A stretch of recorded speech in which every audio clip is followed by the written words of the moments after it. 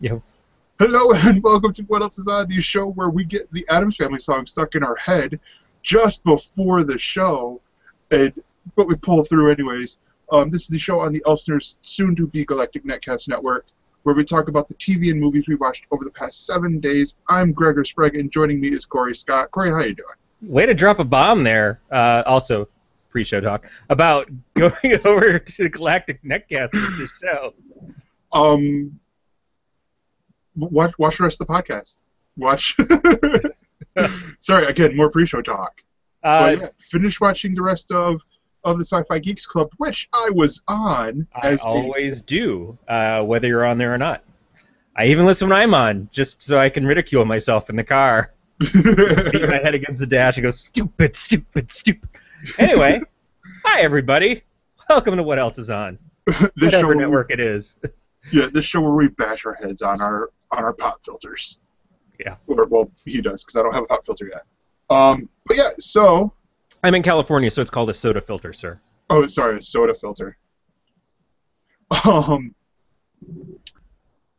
So let's hop in. You guys should know the show if you watch for a long time. I want to start off with a show that I don't think anyone else has really hit on, called Red Oaks. Now, this is a Amazon pilot, but I don't think it went through the pilot season. And if it did, it went like a long time ago, and it's coming out soon. Like, I think it's coming out next month. I think it's coming out October 9th. And it stars Josh Myers, Richard Karn is in the pilot. I'm blanking on his name. Paul Reiser. And Paul Reiser's in it? Yes, Paul Reiser's in it.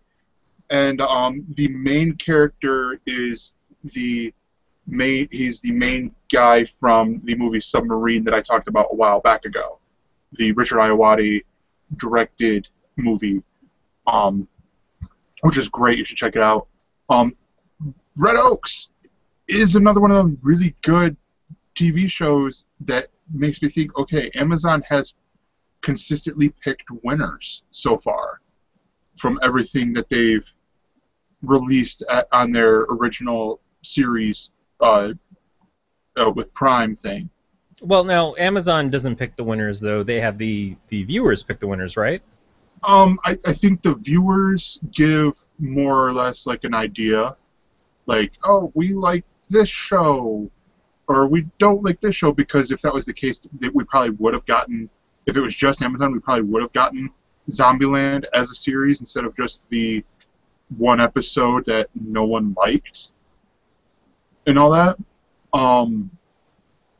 But yeah, but I mean, even with, I think with co-productions it's a little different. Like they have Catastrophe on there, a show that I talked about on the old Pod Save the Queen show that is really good, just really some awkward moments and stuff in there. But that one wasn't a pilot season. That one was just Amazon exclusive, because I think that's what Amazon's trying to do. Is they're trying to get a lot more, like, where exclusives are the focus, as opposed to here's our catalog, and oh, we also happen to have Orange Is the New Black and House of Cards and stuff like that. You know, like with the focus is more on stuff that's aired in the past, with the back seat sort of going, and it's slowly coming up and catching with the original stuff. Amazon Prime's like, we're going to focus on originals, and the other stuff we can get as we can get it, sort of thing. But Red Oaks is set in 1985, I want to say. I just watched a movie from 1985, Return of the Living Dead. Nice. But it's set in the 80s, and so you have all that style in there. Like if you watch the Goldbergs, it's very close to that style. And it's part coming of age in this pilot. And it's written by David Gordon Green. Written and directed by David Gordon Green. And I think it's semi-autobiographical, because the main character is named David. So I don't know if it's like him putting himself in a fantasy world or what, but it's really good drama. in here, like and comedy too, because you see how things are going along. Josh Myers is in a very small part in the pilot. Like, it could grow to be something bigger, but for right now, he's this creepy dude, and not creepy, like creepy because he's hitting on a girl who's going out with someone else, who's going out with the main character. But this all takes place at a country club, at the Red Oaks Country Club, and it's pretty funny because we see the main character, who's an assistant tennis pro, play Paul Reiser, and Paul Reiser get upset and want him fired because of the fact that he let him win 3 sets. David let Paul Reiser win, and I'm like, wait, really? Okay. So they have 4 hours after he's completely wasted and trash at the staff party, they have the rematch, and he pulls it out and wins and all that stuff. And it's really funny, really good. I really enjoyed it. I will say really some more about it to describe it. It also has Jennifer Grey in it, with decidedly 80s Jennifer Grey, because that was when you could recognize her. Unfortunately, when it came to the 90s, she became unrecognizable from herself, and her career went down the tubes. And Richard Kind is in it from tons of stuff. I mean, he's been in everything from... Yeah, Richard Kind is the one I meant. I said Richard Kind, but I meant Richard Kind. Yeah. But yeah, he plays the main guy, or he plays David's dad on here. But yeah, it's really good, really enjoyable show, and it's making me want to get Amazon Prime even more. Like, they already have the shows like Catastrophe and Transparent, and then the soon coming Jeremy Clarkson, Richard Hammond, James May show, whatever they decide to call it, Upper Gear or whatever. But this is one of those that I'm like, all right, you're doing good here. Let's spend the $99 for a year of you. Yeah, and it does look like it was part of a 5-show competition to win, according to what I'm seeing people commenting on IMDb. No idea what the other shows that were against it, but yeah, that's consistent with what Amazon's been doing. Yeah. Their pilot program. It's a smart idea to do on the one hand, but then there's also, I hear people say this, you hear this said about Apple a lot, which is you give the illusion of choice, or people don't really know what they want until they see it. So you can sit there and you can say, oh, vote for your favorite one, and people will pick the thing that they assume that they want the most, but that doesn't necessarily mean that they're right. And I could also see a lot of people just blatantly voting against Transparent if it had gone through that process. Which it did. Yeah, because of the nature of what the show is. Because some people are just uncomfortable with that kind of thing. And it doesn't matter the pedigree of the actors or the quality of the writing or direction or acting. It could have just been, no, I don't want to watch this show because of what it's about. And then a show like that might never have actually happened. Whereas you get a network that is comfortable taking risks, and you just get great shows, and that would be how you get a AMC or an A&E. So what you're saying is they're going to start playing. They're eventually going to get into the reality TV shows with the Wahlburgers. I don't remember which one is which anymore between AMC and A&E. I just know that Walking Dead's on there and AMC. Yeah, there you go. Because A&E has the reality shows with like Donnie Loves Jenny and Duck Dynasty and all them. So non-reality shows. Yeah. Right. Well, so I held off a little bit. I figured, okay, I'll do one real quick little thing first, and then let's get into the big, major mind F episode that was the season finale of Mr. Robot. Yes, not just the season finale, but I saved the last 3 episodes to watch all in a row, which was probably good for me because as one of my friends has been saying, okay, you told me to watch this show. You said it was going to be about hacking and stuff. I didn't know it was a complete and utter mindfuck. And he's been waiting for me to catch up so he can talk to me about this stuff. And I know that you have been telling me, oh, you've got to see this last episode. Oh, you've got to see this last episode. I'm like, yeah. I'll wait. I'll wait and watch them. So this show has gone, like, we've since the beginning of the season, we felt that it was calling back to Fight Club. Yeah. And then we felt that with a particular character and his storylines, it was calling back to American Psycho. And then all of a sudden, it called back to Empire and Jedi. And that was kind of like, oh, okay, all right, you're my sister. Sorry, I just kissed you. And and hey, Dad. Oh, but bye, Dad. You know, all of a sudden, Dad's telling me to use the Force and shit. I just like it. It's like, okay, all of these things sound like it's a show that's stealing from other programs or other movies, and that would sound really lame. But in the deft hands of these creators and the whole team behind the show, it is one of the most amazing programs that I've ever seen. It is just purely enjoyable, believable, even when it does the mindfuck stuff, and just keeps you on the edge of your seat going forward the whole time. And not just in a, oh, we've got to throw you something that's going to make you want to watch next week. It's just seriously, it's such great storytelling, and it never just stops. It never just says, okay, we've hit the break in the plot, because the season finale didn't resolve shit. No. It really did. It took you to the end that there's no logical way that they could take you to this end, but it totally did. And then you're like, well, how is this going to fix itself? Or how are they... There was no celebration. I mean, there was a party, but there was no celebration of the fact that we won. Certainly not for the main character, for Elliot.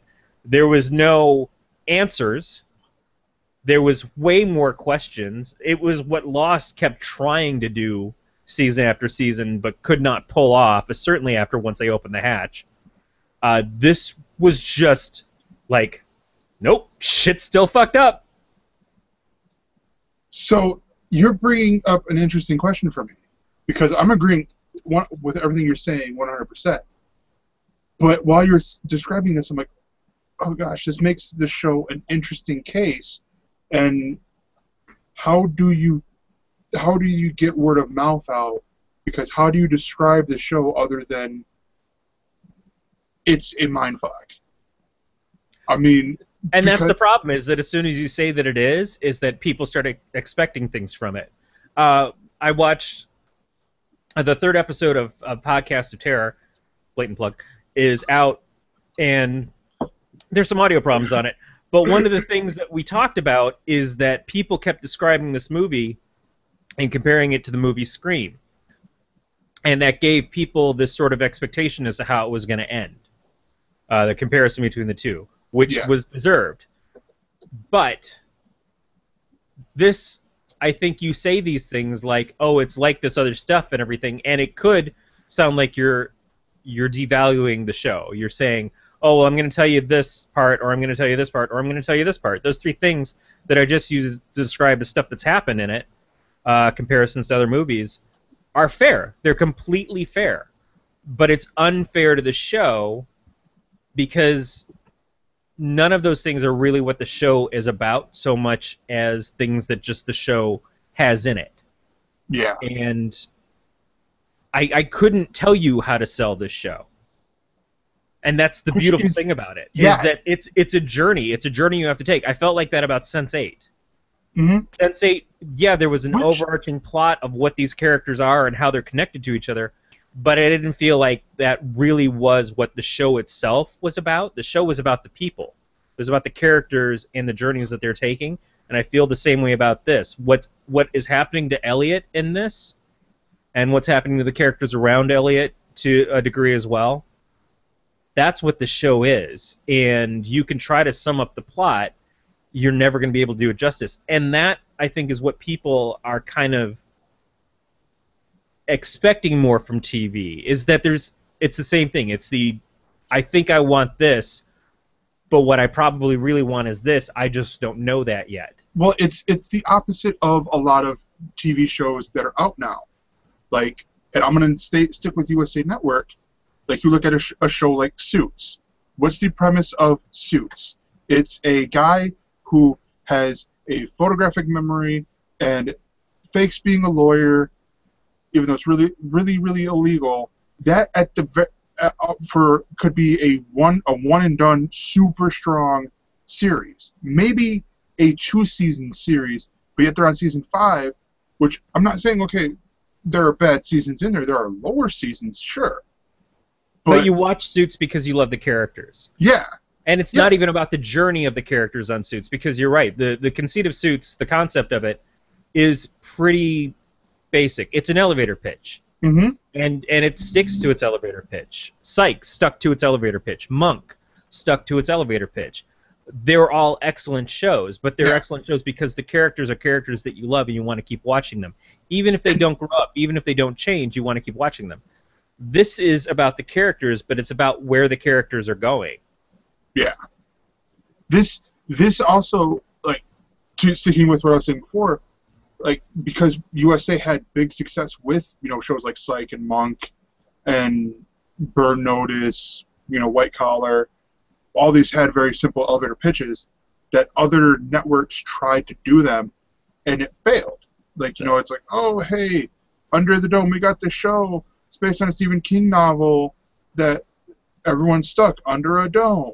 People are stuck under the dome. Okay, that's great. But I hate all of these people, and I want them to just suck the air out of the dome and let them die. I felt the same way about the Wayward Pines. Yeah. Yeah, I couldn't stand anybody in that, and it's not for the actors. It was because it was just so poorly written that they were all unlikable, and I wanted them to all just perish. I don't. This is the opposite. I don't necessarily like Elliot, but I root for him. Mm-hmm. And I don't necessarily like the other people in his group, but I root for them too. And I feel like what they're trying to achieve and what the show is doing is like, okay, yeah, all the time that we see these movies where people try to do something like this, they fail. Because how can you tell that story where they succeed? Because if they succeed, they win. And people don't want to go and see the win. They want to see the almost win, or they want to see the struggle towards the win. And this is too big of a thing to just win. But on this, they won, but I'm still betting that they didn't win. I'm still betting that something's going to blow up in their faces from it, and that's going to have to be what the next season is about. And on top of that, it's more just seeing the crap happening. Like this whole thing with the guy that worked for Evil Corps, and the stuff with the strangling of the other dude's wife and stuff, like, what the hell? No, yeah. It was so much what the hell. His wife is totally freaking me out. Yeah. It's all sorts of crazy, and I don't feel like any of it. Like, the problem that I have with Lost is that in the first season I really believed in Lost. In the second season I still sort of believed in Lost. But then partway through that season, and certainly by the time we got to the third season, I felt like they didn't have a plan anymore. And that could absolutely happen to Mr. Robot. Which I hope it doesn't. I hope it doesn't too. But right now, I feel like they actually have a plan for what's going on. Yeah. I just don't know what it is. No, yeah, which is great. Because I think Lost as it for a lack of a better word, where it wanted to go really quick. Like I would even say within that first season, they realized it suffered the same thing as How I Met Your Mother did, which is we have a show, we don't know how many seasons we'll get, we have what our ideal ending is, but how long do we have to stretch between now and the actual end based off of if we get picked up or not? You know, in the first season of How I Met Your Mother, they wrote themselves out of who the mother was very quickly with the Cupcake Girl, because they didn't know what was going to happen. You know, they gave themselves the out with her. And I love that character and I love that story, and I kind of wish that the show had ended then. Yeah. But with Lost, it was like, okay, we got to the end of the first season, and we could have never had any answers after that. But how long did they really have planned to get to what their end was, and how much of the ending was changed because they were afraid that people were going to figure it out, and they had to keep changing details along the way, and then they had to introduce whole other groups on the island just to keep things interesting because they kept killing people off. And Beatmaster's making a good point here of playing devil's advocate and saying you can't compare a 13-episode series, which Mr. Robot was only 10, but I get where he's pointing at, to a 22-plus episode series, as the pacing will always be tenser or more tense. And yeah, I completely agree. Absolutely. But to that same point, I mean, you can have within a 22 episode, or no, 24, however many episode, longer like networks TV series, you can still keep that tensity, tensity's there. Not sure if that's a word, because intensity. The intensity there, like you look at Flash and you look at Arrow. You know, right, I was going to say Agents of S.H.I.E.L.D. Yeah, or Agents of S.H.I.E.L.D. Like, the first season of Agents of S.H.I.E.L.D., they were working towards a point where they would sync up with the movie to be able to change the entire feeling of the show. The second season, they split it up into 2 smaller seasons to make it work. I've seen interviews with the people from Gotham who've said that obviously they feel like things went off track at points because they were only expecting to have so many episodes in that season, and then they had to interject certain episodes as the season got stretched. All of a sudden, they had to put things in there as sort of filler to make that work. I still felt that there were a lot of problems with Gotham that didn't have to do with having too many episodes. It was having to do with the storylines in general. Yeah. But I comprehend how hard that could be. Is that, okay, we're getting to episode 15, and we know A, B, C, D, and E, and that's it. Well, what happens when you have to fit something in between B and C that wasn't meant to be there? And what happens when you're trying to fit things between E and F? That changes the whole dynamic of the season, and that's hard to do after the fact. If you ever trying to write from beginning to end of a story is one thing, but then going back and saying, oh, well, I really wish that I would have inserted this character in this chapter instead of this later chapter.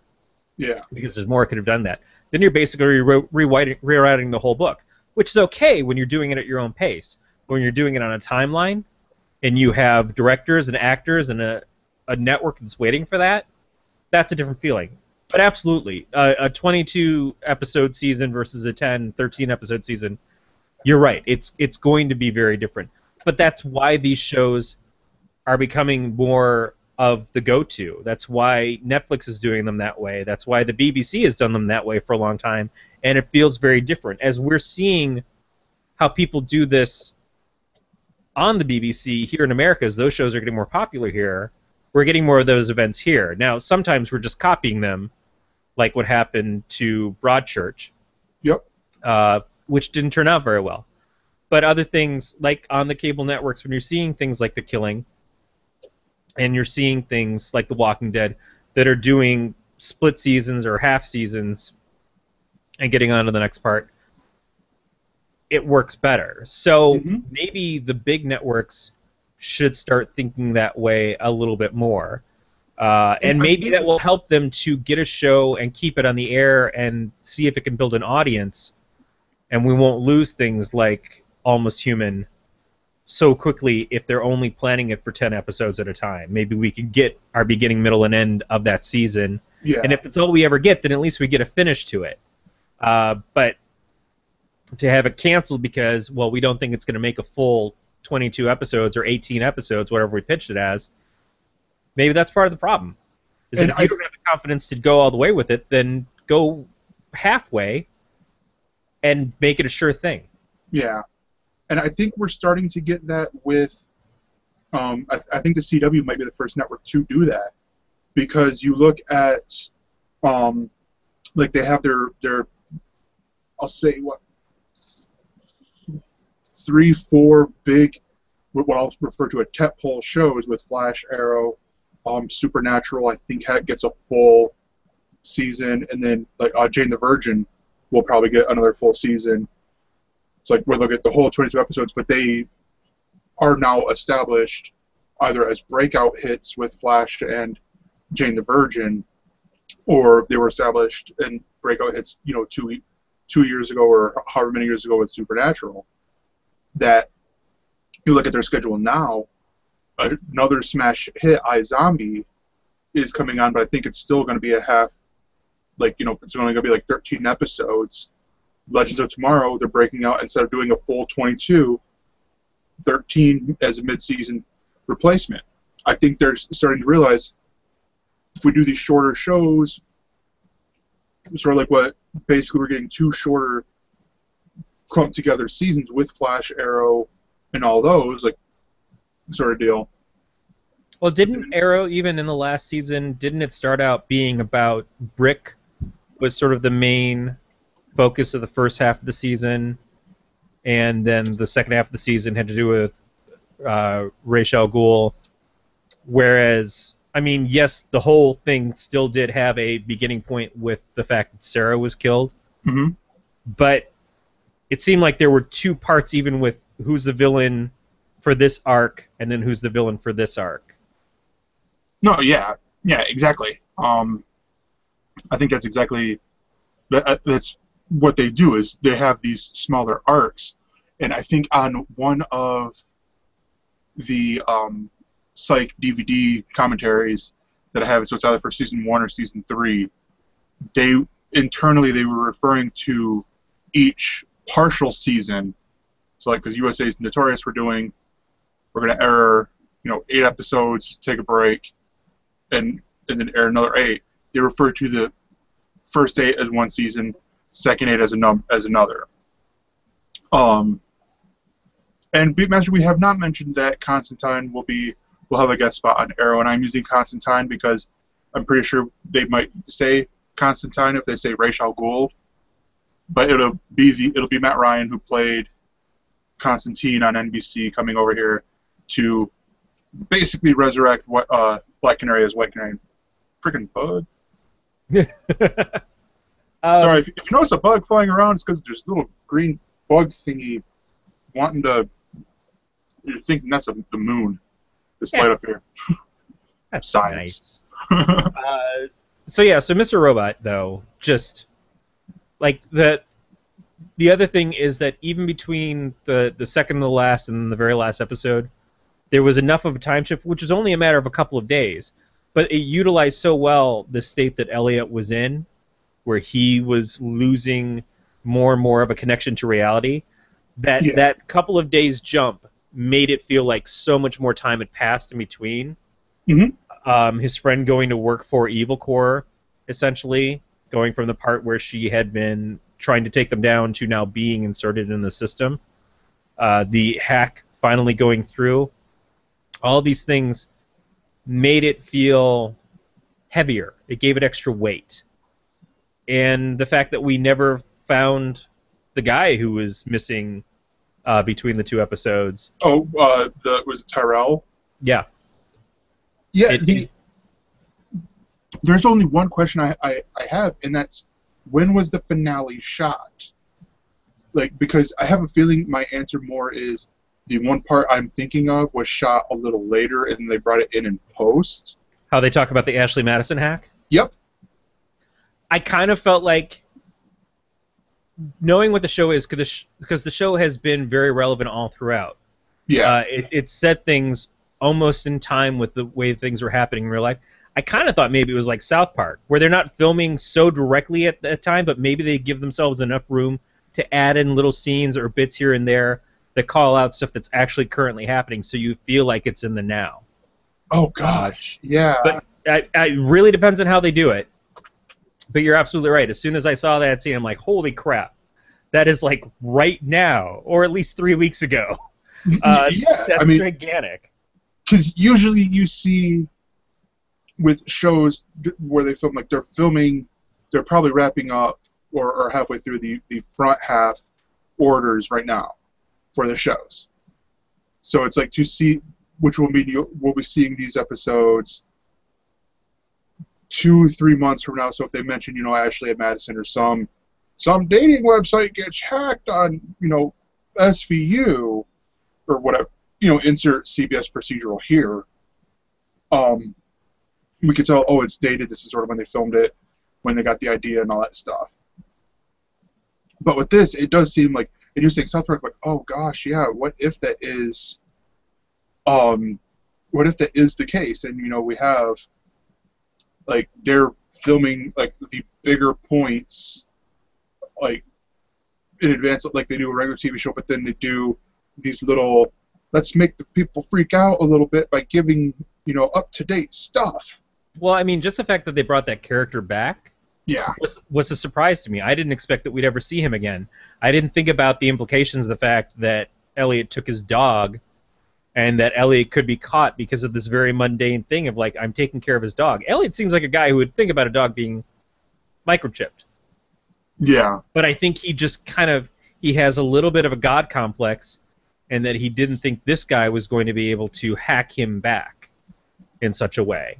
And that's the other thing of what's happened with the show, is that Elliot does have this mightier-than-thou control factor of he thinks he's got more control than other people, and he's not doing things because he's necessarily good, but he is doing things because these things are things that he sees as right and wrong. Yeah. And, there's been a couple of times this season where he's been taken down a huge peg. The thing with his neighbor and the drug dealer was a harsh episode. But it showed that even then he was still thinking he was going to get the better of them, and then he found out, no, they had the better of you the whole time. The whole time. You never saw that way through, because he doesn't think about humans. He thinks about technology. He thinks about hacking things. I really love the conversation between him and the person in the data center, who is basically, I forget what the name of the group is that they're a part of, but like trying to convince them to go with them. Was it Black Lotus? I thought it was White Lotus. Yeah, White Lotus. Yeah, I mean, that was a great conversation where she saw things in time, and he sees things in ways of people and hacking people. It was pretty great conversation. I am so enamored with what the show was able to accomplish that I don't have any clue what's coming next, and that's rare for me. You know me, I'm a person who kind of deconstructs stories. For me, I've accidentally spoiled things for you because I've guessed at certain things and then turned out to be right. To be 100% right. I don't think that I know more than anybody else. I think in story because I have to think about how I would write things. This is one of those things that I either lose myself enough that I don't think that way, or that it's just very likely that it's so far ahead of me that I just can't keep up with it in that regard. Yeah. And I just watch it and get to enjoy it like everybody else. No, yeah, very well could be possible. I want to hit really quick. Are you still watching Blunt Talk? I have not seen the third episode. Okay. Third episode, basically, where the first two were, like, boom, 1 day, 2 day. This is like a week after. And these guys are starting to get despicable.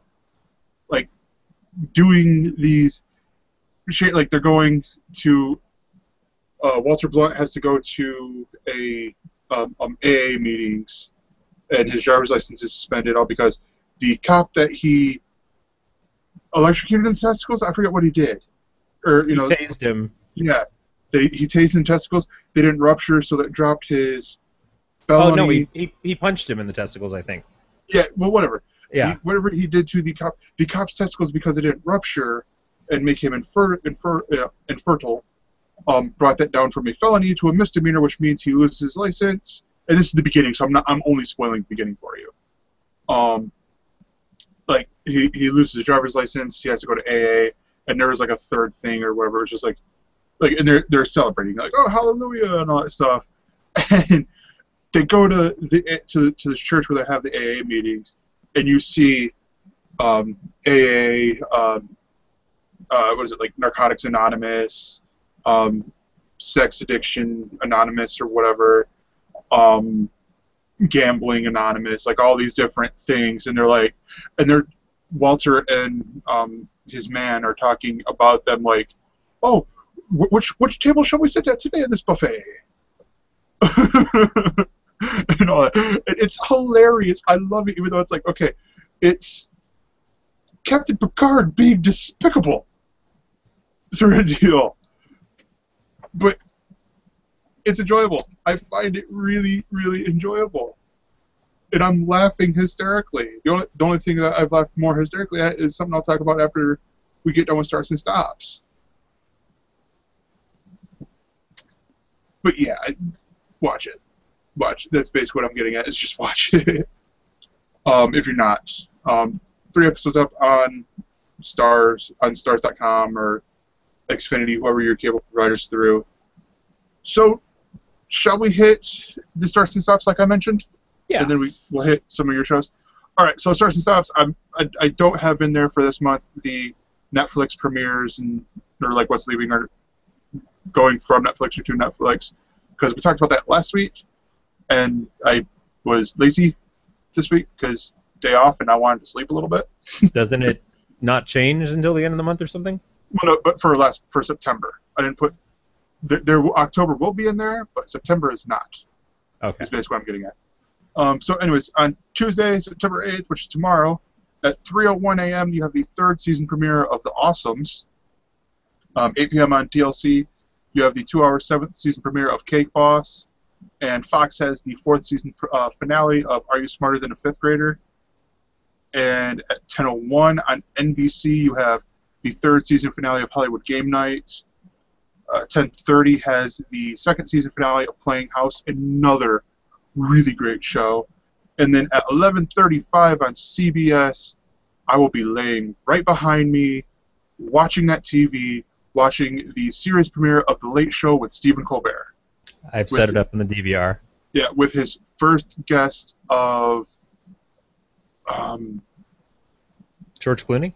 Is George Clooney and I want to say Elon Musk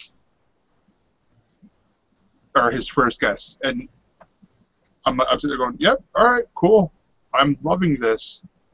Moving on to Wednesday at 9:30 p.m. on NBC, you have the 1st season finale of The Carmichael Show, another show that I'm really enjoying. 10 p.m. on FXX, you have the 7th and final season premiere of The League. And NBC has the 9th season finale of Last Comic Standing. And then at 10:30 on FXX, you have the 2nd season premiere of You're the Worst.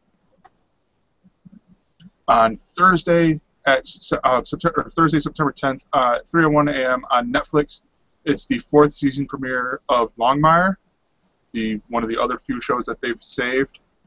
Football begins on NBC, so check that out if you like football.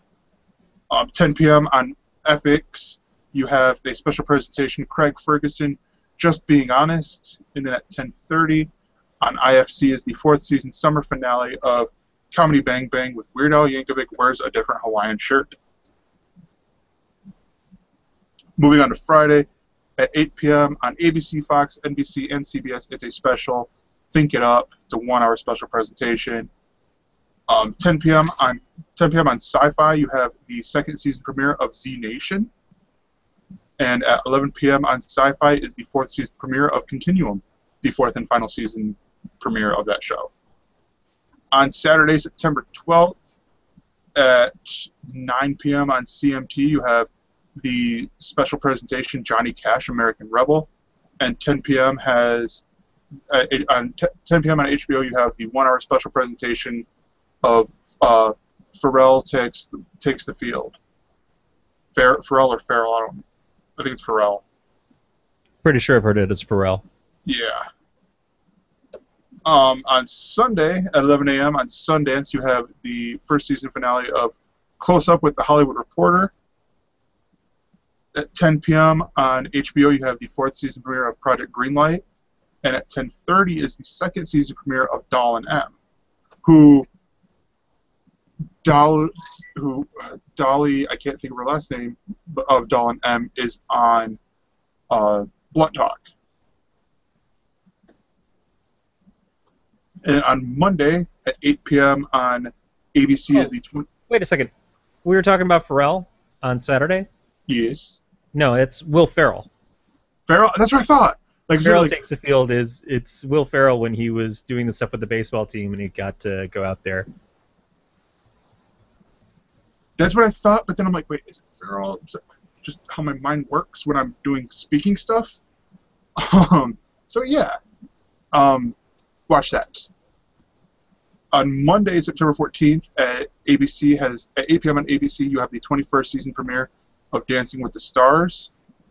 NBC has the 3-hour 7th season finale of American Ninja Warrior with the part 2 of the Vegas finals. At 10:01 p.m. on ABC is the 1-hour special presentation of hashtag Dance Battle America. Hate shows that use hashtags as their titles or episodes. At 11 p.m. on Travel Channel is the series premiere of Uncommon Grounds, Big in Japan. And that is Starts and Stops. So, you, sir, are watching Drunk History and Celebrity Game Night. Yeah, just real quick, because they're returning favorites. I was just bringing it up. I had missed the fact that Celebrity Game Night had started again, because I obviously pay a lot of attention during the starts and stops segments. Thanks, Corey. No, I caught that it was on, and I was like, oh yeah, so I'm beginning. I probably honestly just was gonna skip it because it's usually a filler show, but it's a fun filler show. Mm-hmm. It's not like there's anything bad about it. It's not something that's essential watching. It's just a good time, especially when there's nothing else playing. And it hit me this week just at the right time. And Seth Green was one of the guests, Jen Elfman, a couple other people. Michelle Trachtenberg, Joe Jonas, who I think just like strangled and drowned in a pond. And yeah, it was just perfectly cute, fun, waste of time. Yeah. Which sometimes that's all I want TV to be. And they've had good guests on there this season. Like, it seems like there hasn't been one guest on that I'm just like, oh, why are they on here? Right. Jonas.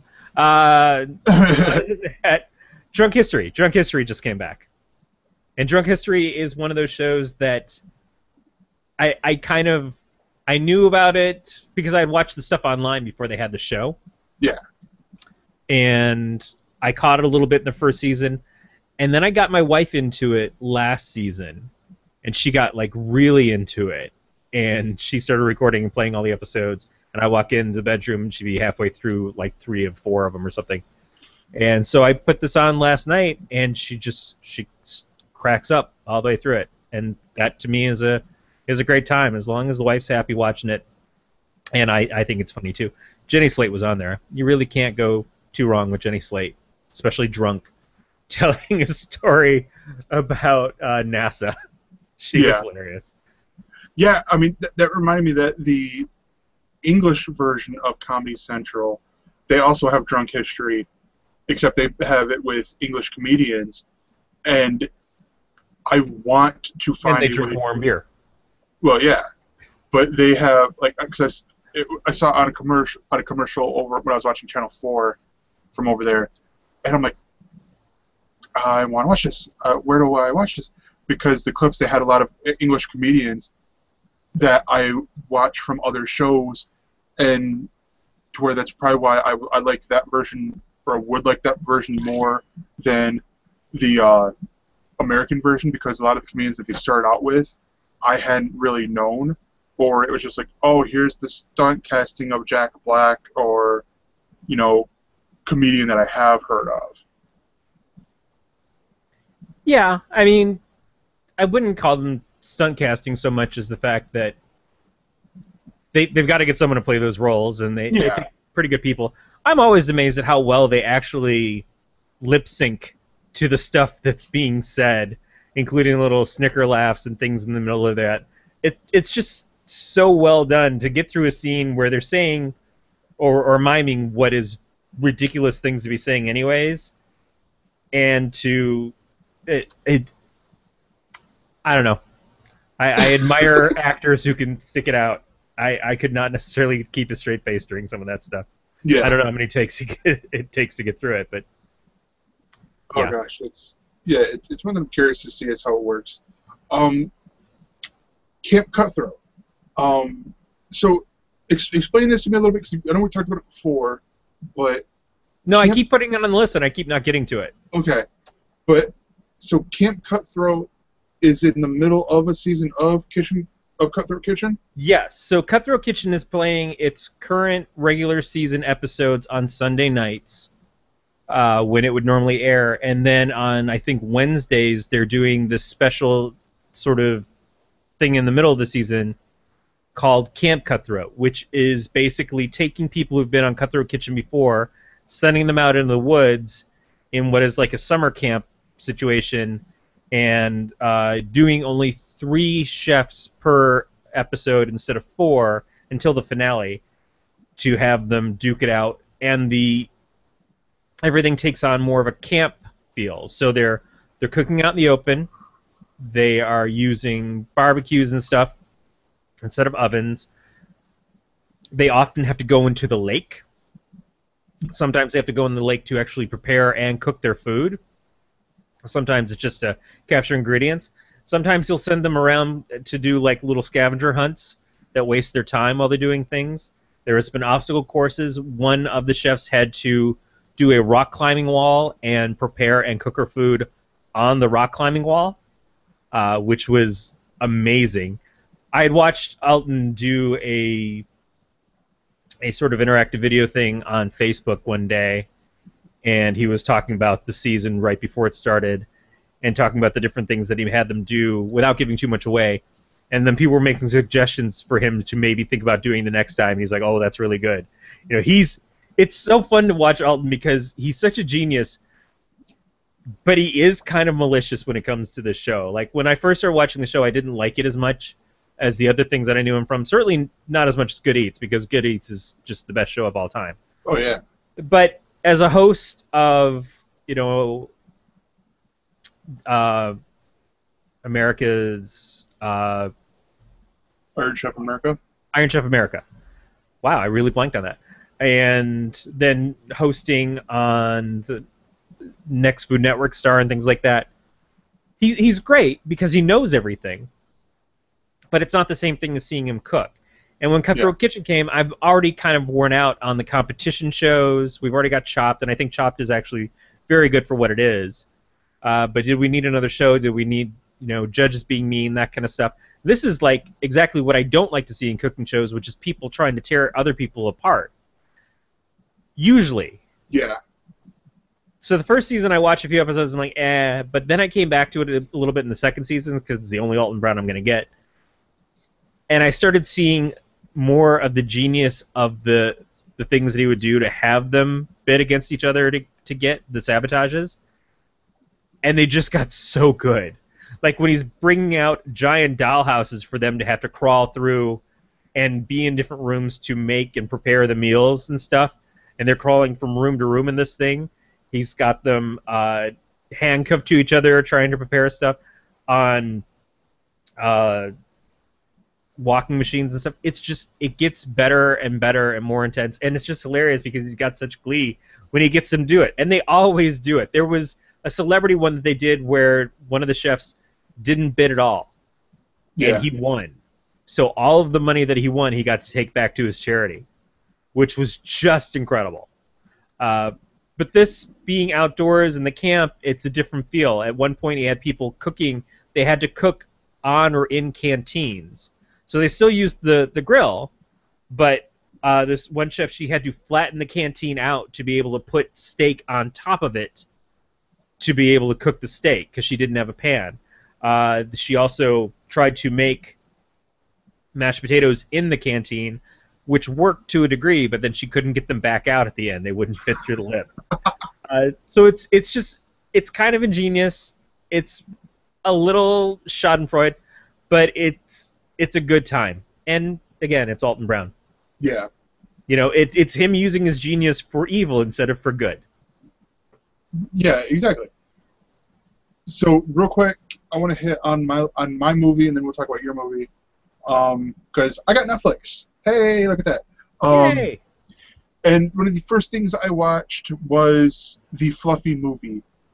Because I had heard about it. I'm like, okay, I love Gabriel Iglesias, and I'm like, okay, I think I might have an idea on what the movie is because I was figuring, it's going to be like, excuse me, like the One Direction movie or the Glee 3D concert movie thing, where it's that stadium experience movie sort of thing, where you're watching his stand up, and it was, but it was really funny. There was only like a few jokes that I had heard before, but that was because he performed them on the Tonight Show promoting the movie and all that. But even then, it was the two little quick ones of like his son Frankie, how he wears headphones. He has the noise canceling headphones, and like for when he's watching YouTube and stuff. And so he laughs, but he doesn't know he's laughing. So he's like, when he's laughing, and it cracks Gabriel up. I was laughing hysterically throughout the whole thing. One of my favorite ones is one that he talked about on, what was it, Aloha Fluffy, where he talked about how he was getting on Frankie for wearing deodorant. The day after it aired, Frankie comes home from school, and he's like, see what you did? Pours out the bag. Deodorant just coming out of his book bag. And I'm like, I would probably do the same thing if I was a stand-up comedian. And like that's always one of those things that I remember. Paul Rivera, is that the comedian's name? He did a sitcom called AKA Pablo, back in the early '80s. Pablo Rivera. No, it's not Pablo. Nope. It's Paul somebody or another. He's a famous Hispanic comedian, but I can't remember his name now, unfortunately. But his real name was Pablo, but he went by Paul because it was, you have to Americanize your name. Certainly in the '80s, if you were an actor or a comedian, you didn't want to make yourself seem too ethnic, and I think that was part of the show. He used to host a lot of stuff. He did a lot of things for Comic Relief on HBO. AKA Pablo. But anyways, his show, it was probably the pilot, was he's got his family that lives with him and everything, and he goes and he gets on something like The Tonight Show, and they're all like, you can't keep doing jokes about us because it really pisses us off. And he's like, no, I'm going to do better. I'm not going to do it. And then he goes and he does the show, and of course he does all the jokes about his family because that's what people know him for. But you take that and you go into things like the Howard Stern show, and when Paul Rodriguez, and when he did Private Parts, and there's the whole bit with his wife where she's like, you can't keep talking about our personal lives, when they lost their baby and stuff, and he went and he talked about it on the air. That's the thing, is when you're famous and you have someone in your life, I mean, you can't cut off portions of your life. If you're married to someone who's famous as a comedian or a writer, you're going to wind up in their stuff. I dated someone who is a very talented musician and has several CDs out of her stuff, and she wrote some not complimentary things about me after we broke up. There are songs out there about me that are good songs, and stuff that's well deserved. You live with it.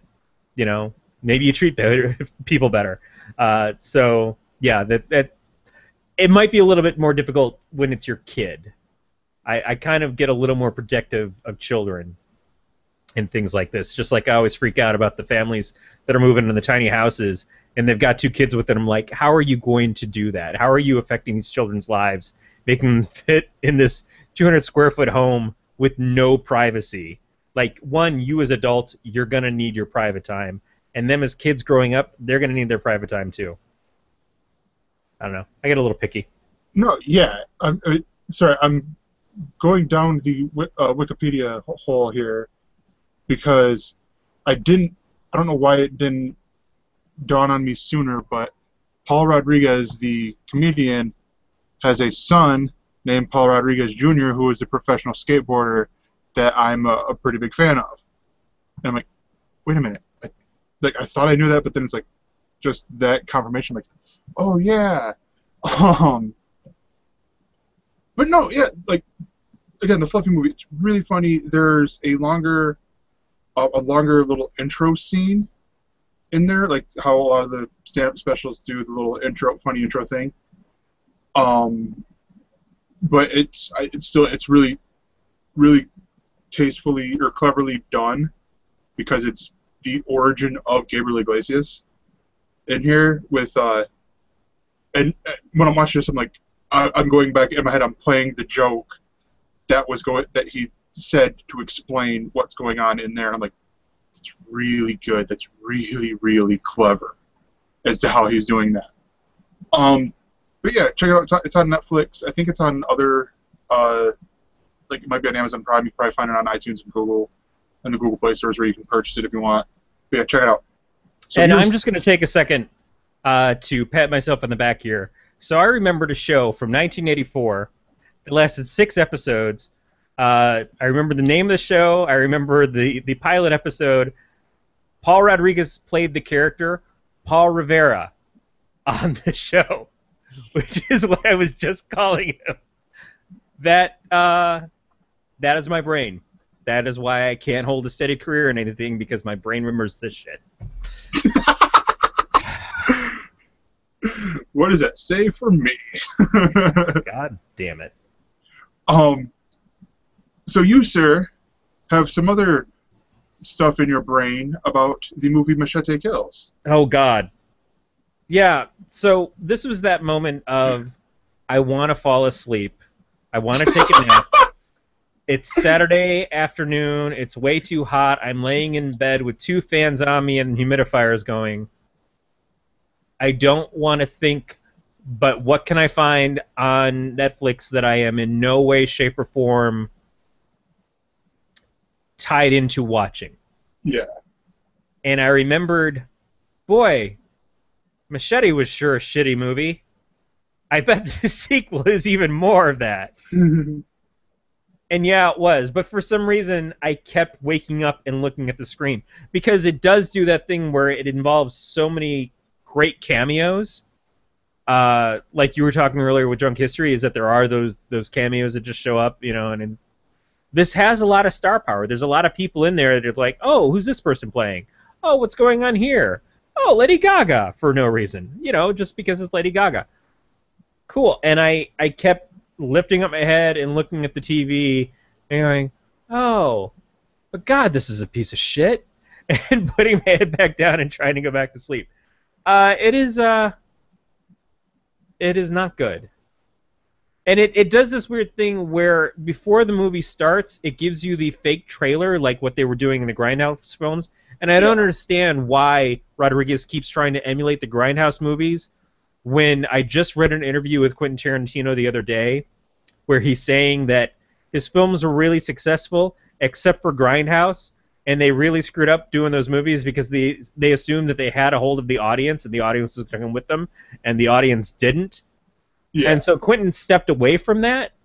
Rodriguez just keeps going deeper and deeper into that. He's just like, Grindhouse this, Grindhouse more, and he does mention his own El Rey network in the middle of the movie. Anyway, so at the beginning of the movie... Wait, does he really? Oh, yeah. At the beginning of the movie, they do the trailer for Machete Kills Again in Space. So what would be the third movie they do the trailer for before this movie starts? And then it gives stuff sort of away, or it becomes stuff that's impossible to do after this movie is actually done, because some of the characters in this movie in space aren't going to be around anymore. But it does lead into, the second movie ends by not ending, by going directly into this Machete in Space movie. It sets up the premise for that in a film that I hope to God is never made. But, because really it's not helping me get any sleep. Let's just start there. But no, because it's like if you watch any of the El Rey network stuff, it's basically Robert Rodriguez has a hard-on for the Grindhouse stuff. He absolutely does. I mean, even the what is it? Mark Burnett co-produced Lucha Underground, the pro wrestling thing, like all the behind the scenes drama stuff that they have in there is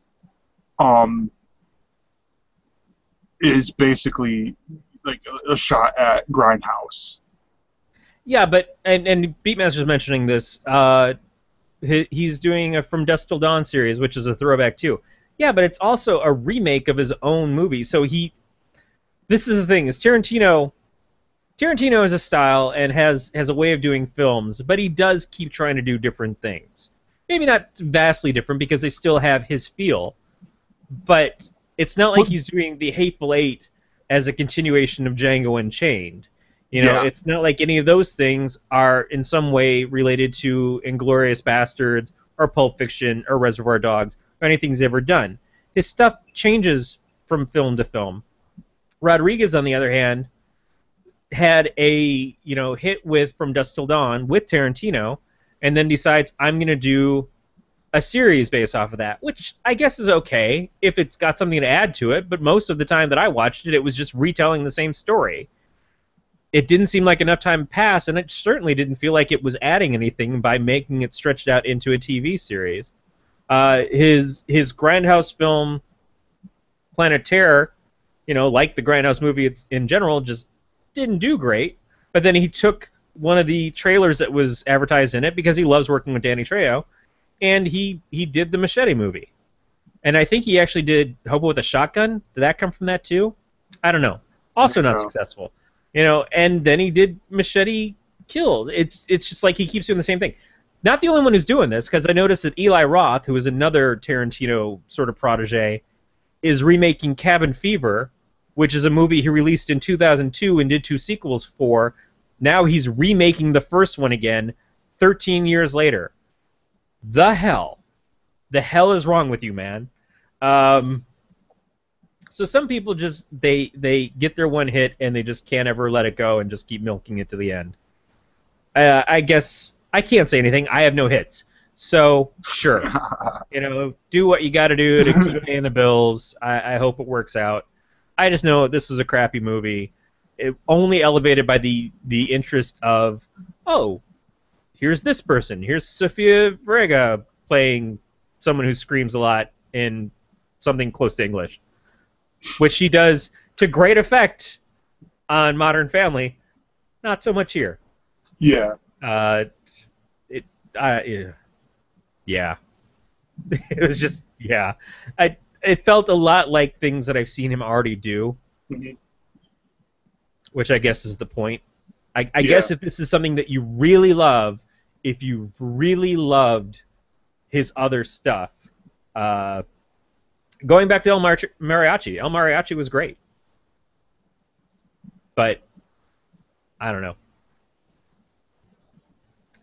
I'm not looking to add this to a favorite, and I'm not looking to see the next one, especially now that I know that it won't help me nap. Yeah. Back to goodies. Yeah. Sorry, I'm a little distracted right now because I got wrestling playing in the background. I'm not really paying attention to it, but I just noticed because Raw, it's like, dude just hopped the audience while one of the wrestlers came out. I'm like, or hopped and was walking behind him. I'm like, really? Because it's like the third time we've had this in like 2 weeks. But this first time it's been caught on camera. But anyways, no, Machete Kills, don't watch it. Is basically what I got out of that. I would not watch it. I would not recommend it. And I think that's going to do it for us, unless there's any other shows you want to mention. No, the other stuff I'm watching is it's for another show. Yeah, well, or it's Big Brother, and basically... Yeah, just like one person left on that show that I'm actually sort of rooting for, and if he goes, done. I'm just like, I'll tune in the finale to see if America's Choice for favorite player wins something, but otherwise it's like, oh, I kind of hate everybody right now.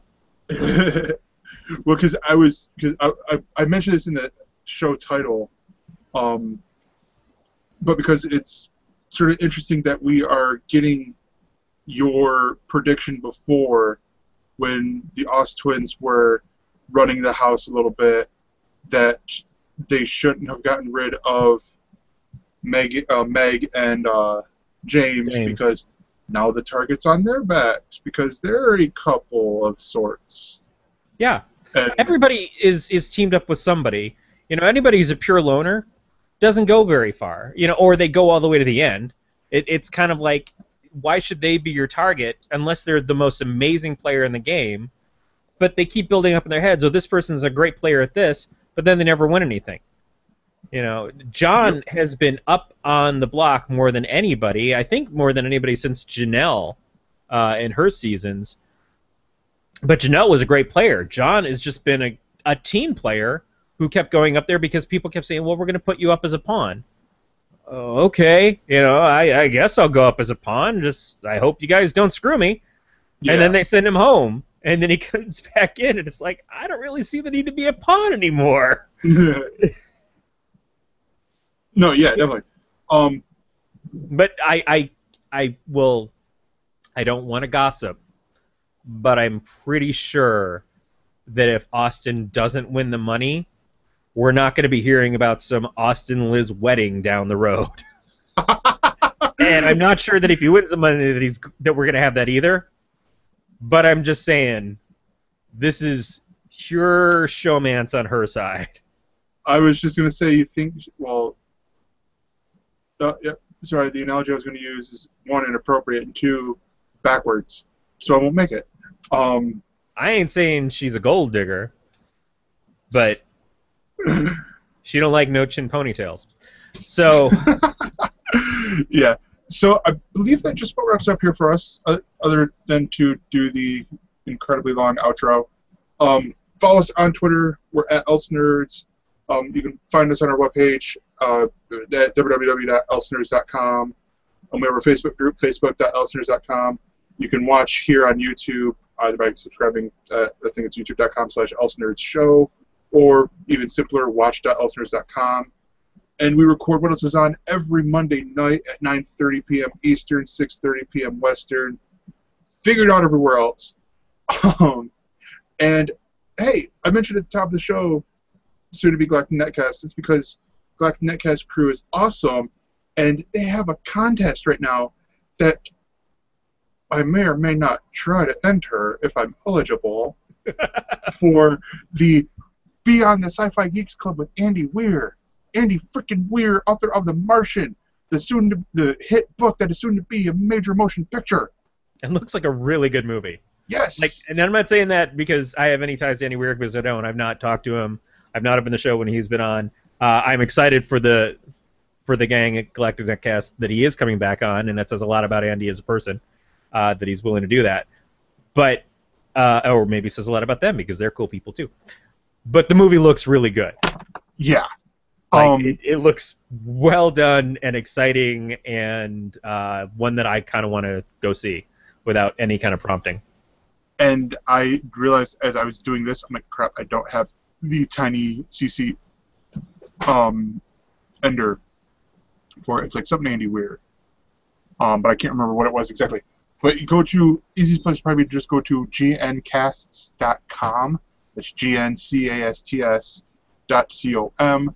And there's a banner on there saying how you do it, how you get in there, enter the contest. It's all through the Patreon page of basically you pledge $1 a month. $1 a month. That's like $12 a year to help with all of their audio and website hosting stuff, which, hey, help them out. Help. And I mean, honestly, it helps us out because we both do projects over at GNCasts. We hope to do more projects over at GNCasts. Yeah. We have some stuff on the docket, but also because they do really great shows in and of themselves. You know, having nothing to do with us. If you listen to The Alien Invasion, or you listen to Weird World Weekly, or you listen to Adventure Party, or Sci-Fi Geeks Club, which you do show up on sometimes. Like the past 2 weeks, it's featured ElseNerds. It's been ElseNerd Central. Yes. Great stuff and great people, and for $1 a month. Not really too hard to support something that's going to give you some really fun listening. So, highly recommended. But yeah, so all that, check them out at gncasts.com. And I believe all that's left to be said is this has been a Don't Tell Glenn production. We will see you guys next time. Thanks, everybody.